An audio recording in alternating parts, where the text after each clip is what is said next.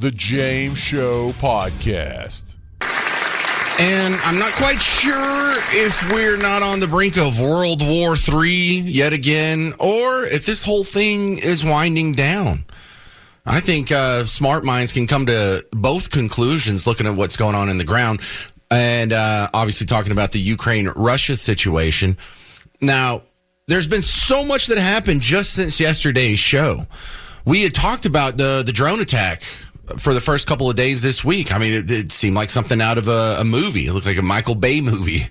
But that really happened. That was a real thing. This wasn't Mission Impossible 19 or whatever we're up to. Bunch of trucks, thousands of miles apart, just opened their doors at the same time. A couple hundred drones flew out. Millions and millions of very strategic military assets were lost for Russia. And you got to imagine Putin's livid. You know, now Putin's not going to do what my kids do and go have a hissy fit and slam doors.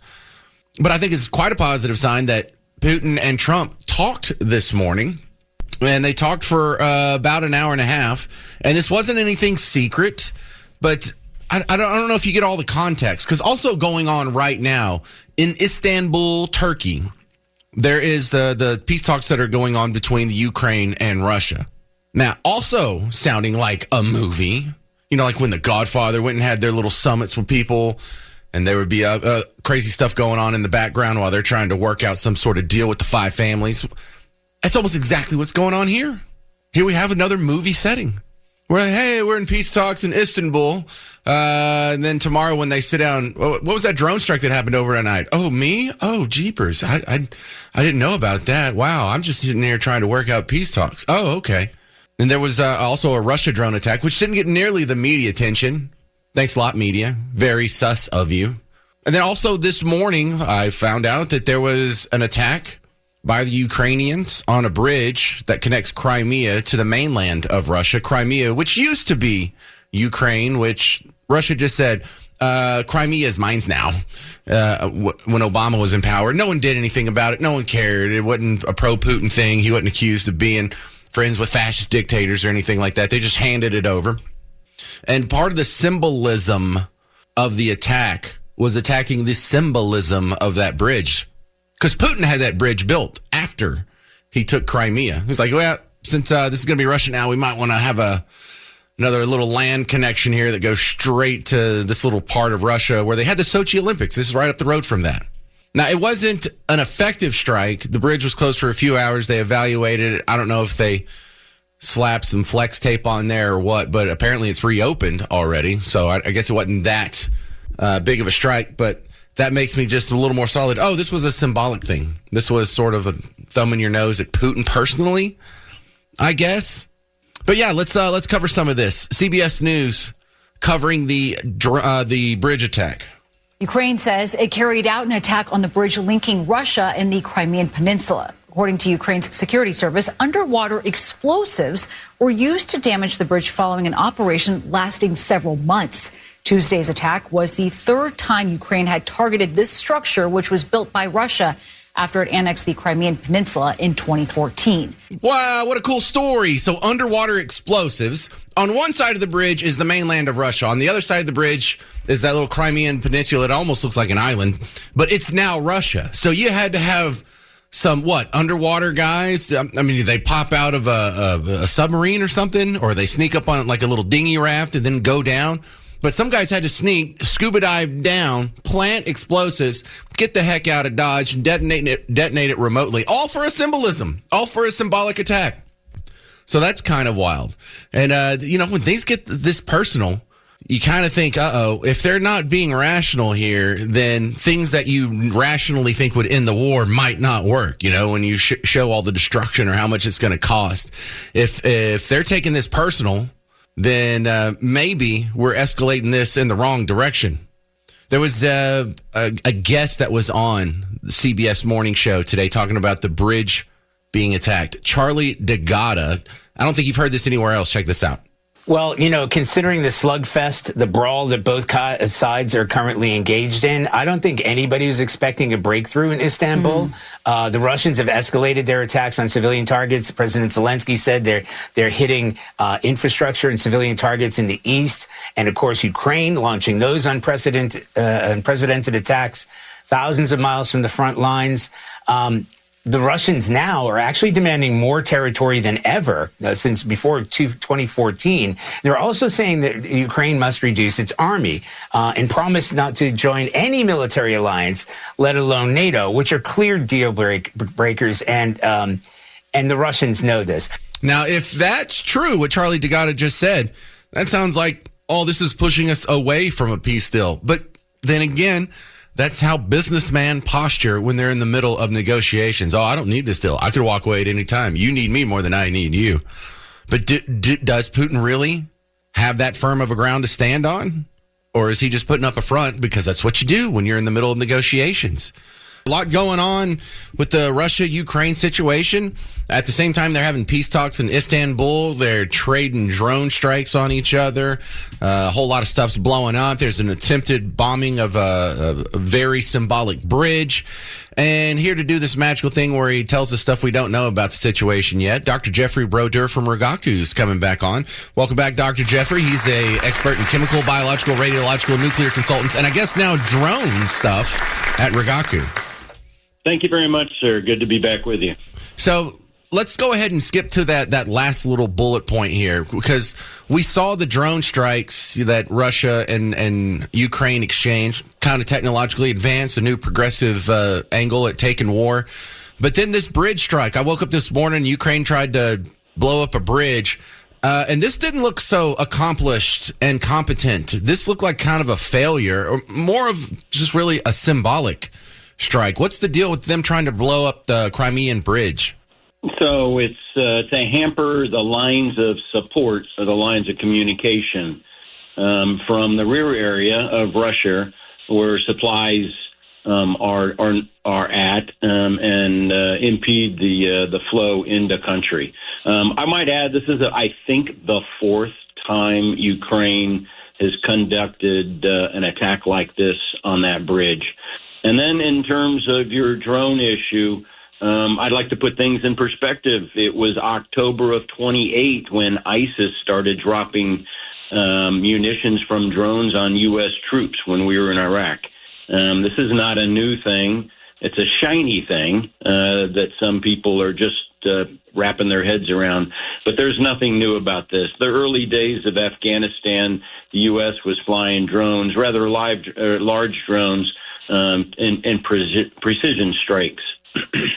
Okay, so let's talk about the phone call that happened this morning. We had the exchange with the two drone attacks. We had the attempt for the fourth time to blow up this bridge.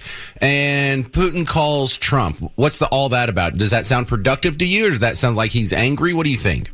No, I think Putin has us exactly where he wants us. He's feeding us a little bit of aid.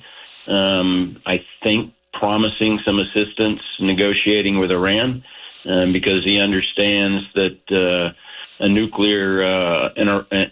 Iran is a nuclear weapon state, is a red line for the United States, and I think he understands that helping us with that is going to garner some relief. But mark my word, Putin and the Russian army have not paused to break for tea. In fact, here's a couple of interesting notes on what the Russians are doing. They're really in Ukraine. That's really not publicized much.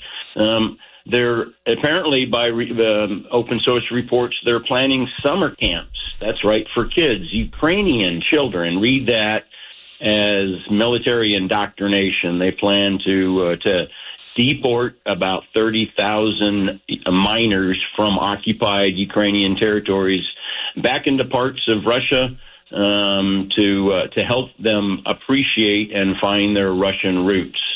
They're also integrating the infrastructure in occupied territories so that they grow. They stand up the agriculture. They stand up production facilities that were damaged during the war, only this time under Russian control. And then the last thing they're doing is they're sort of hijacking the electrical grid in occupied territories. So no, from my perspective, nothing really has changed. And the other key point I think that Putin is happy with is, to this date, he has kept NATO participating directly into the war. On NATO, here's some interesting stats you might be interesting. Okay. You sort of asked the question, who provides intelligence in support of Ukraine, and where do they receive the intelligence for this drone strike? Right. Here are some of the countries that have openly declared that they're supporting with intelligence. The United States and the United Kingdom both provide targeting on Russian sites to Ukraine. France, Germany, Italy, and Japan. So while they don't have the infrastructure, Ukraine is not short intelligence sources and real-time information. All right, we're talking with Dr. Jeffrey Brodeur from Rigaku about what's going on in the foreign policy arena, more specifically Ukraine and Russia. Now, CBS was reporting that in the peace talks in Istanbul, Russia was making some claims that are deal breakers. You can't join any other alliances and a few other things, but it kind of made me think like they don't really want peace. No, I think we chatted about this a little bit before. Russia was promised by the EU and the United States, I believe President Clinton was in office at the time, that we would not expand NATO east and encroach on the safety buffer perceived by Russia. And then we did the opposite. So I suspect Putin observes Ukraine as his buffer zone between NATO or opposing forces and the sovereignty of the Russian people. Well, I know if Putin could wave a magic wand and get whatever he wants, he'd take the whole damn thing. Does he really think he could get Ukraine back? He's been trying since 2014. For 11 years, he's been on a war footing. 2014 is when he invaded Crimea, part of Ukraine. He continues to march west. Yeah, absolutely. I think the only thing that's going to stop Putin, and this is an outlier scenario, if he dies of natural causes or man-made causes. Man, what happens then? Yeah, that's the big question, right? So, "Love the One You're With" is a popular song. He could be replaced by somebody worse. Condoleezza Rice said on Fox and Friends that Putin has to suspect this could be an inside job. Vladimir Putin is undoubtedly now wondering whether there was an inside job. You're probably going to see a witch hunt. Your reaction to that, Dr. Jeff? Yeah, I think it's a nothing sandwich. So probably not. I really don't. And he may just kill 5 important people just to say he's still in charge. But it's not because of the drone strike. It's because he's got to remain in charge, and he can't have anybody inside of his inner circle that is not willing to die for him. Man, sometimes this really does just sound like a movie. Thank you very much for the insights. I appreciate your time again, Dr. Jeffrey Brodeur from Rigaku. You're the best. All right, I'm going to ask you the same question. Do you think this Ukraine-Russia conflict is winding down or ramping up? Now, with all the negative stuff that you just heard from Dr. Jeffrey Brodeur and from the clips I was playing in the first segment and all the scary stuff you're seeing flash across your TV screen and social media, I'm leaning toward winding down, and I'll explain myself next. 800-288-9227, 800-288-9227. I'm James Parker on News Talk 820 and 93.3 FM WBAP. Hey, homeowners. We are not out of storm season yet. We keep getting a little rain here and a little rain there, and the radar is not clear. And if you've been woken up by a storm, that's probably a good sign. You need to call my friends at Blue Ribbon Roofing. James Parker here for Blue Ribbon Roofing. Go to blueribbondfw.com. And if you don't trust me, the clever guy on the radio, look at some of the 5-star reviews. There's hundreds of them on Google, and you don't have to go to Google and look them up. You can go to Blue Ribbon. They are so proud of their work, and they do such a good job that they can just pass along, hey, here's a whole section where you can read our Google reviews and go through, and you'll see a lot of other people enjoyed their experience and had some of their fears allayed. Because the number one thing that people are worried about is having to pay their deductible. If you get the bad news and you do need a new roof, how are you going to come out of pocket for that?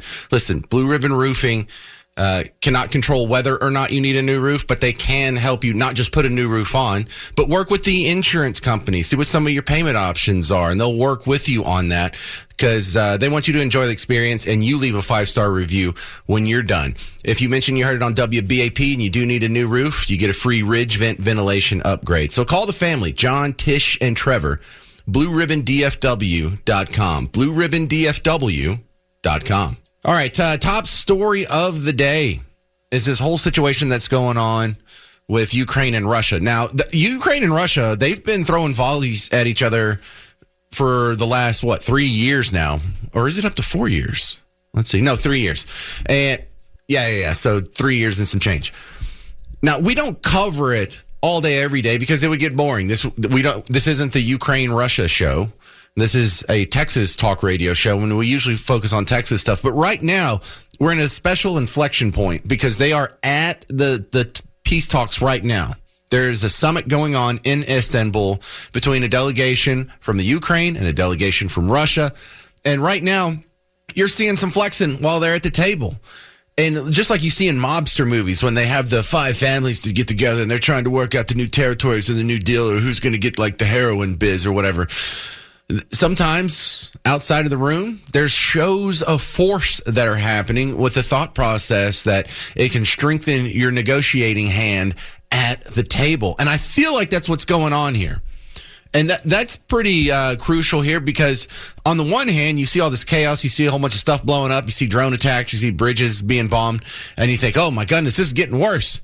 They want you to think that. That's a negotiating tactic. They want you to think, whoa, we've really got to, whatever it takes, or this is about to get out of hand. They want you to get emotional. So I don't know, but of all the things that are possible, you have to whittle it down to what's the most probable. And I think that's the most probable. I think Putin, if he does a good show of force here, he can ask for a whole lot and maybe get it. If Putin doesn't, then they don't have any incentive to be scared, or they can put their foot down, or we're not going to take a bad deal. But when you have all these things blowing up, and when you have suffering, when you have complaints, that can push. Businesses do this too.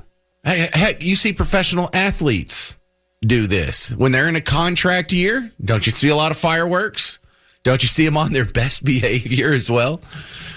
But this is, there's a lot of interesting possibilities that I don't think are probable. Like when Condoleezza brought up that this could be an inside job, which, I mean, it kind of, there's some credence lent to that because I've speculated, for what I know, that I doubt that Ukraine could do this without some sort of help from an outside actor. And that would explain how they were able to pull off this fairly sophisticated attack, although cheap, but sophisticated attack. In Russia, as he tries to figure out who did this inside. Oh, wait, I got to start over. Yeah, this is Condoleezza Rice on Fox and Friends this morning. Vladimir Putin is undoubtedly now wondering whether there was an inside job. You're probably going to see a witch hunt in Russia as he tries to figure out who did this inside. So it just shows that just with a little bit of help, the Ukrainians can make Vladimir Putin pay for his aggression. Also, Condoleezza Rice on Fox and Friends this morning was talking about Putin in the middle of the negotiations, thinking, you want Putin to think that he's better off stopping this whole thing, whether he gets what he is asking for or not. You're trying to put a pain point on him while he's at the table, hence the very obvious timing of the Ukrainian drone strike. Do you believe that the Russians have been sincere at all to this point in the negotiations? Well, I do think there's a little part of Vladimir Putin that recognizes, particularly that the energy infrastructure in Russia is degrading and that he would be better off to stop this war. But it's being overcome by that other Putin who still thinks he can extinguish Ukraine. And, he needs the president more than the president needs him. And so making very clear to him that he's not going to get his maximalist claims is extremely important at this point. But I don't think he's in like a raging maniac territory right now because primarily because of the reporting around this phone call that he had with President Trump this morning. And Trump talked about it on his social media. Fox Nation was reading it to you. Trump posting this on social media right here, saying, I just finished speaking by telephone with President Vladimir Putin of Russia.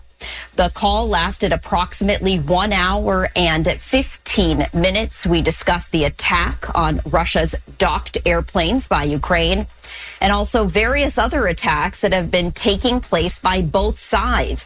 It was a good conversation, but not a conversation that will lead to immediate peace. President Putin did say, and very strongly, that he will have to respond to the recent attack on the airfields.